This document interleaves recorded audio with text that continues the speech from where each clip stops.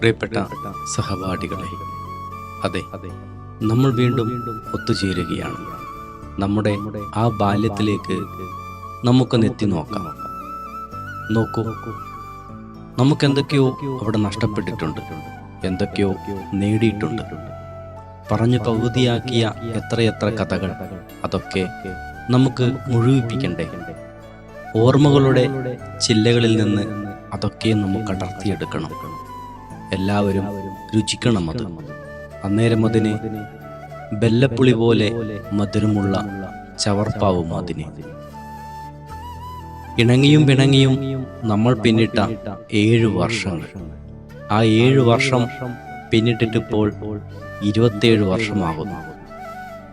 27 വർഷം മുമ്പ് പറഞ്ഞു പകുതിയാക്കിയ കഥകൾ നമുക്ക് മുഴുവിപ്പിക്കണ്ടേ? എല്ലാവരും വരുമെന്ന പ്രതീക്ഷയോടെ.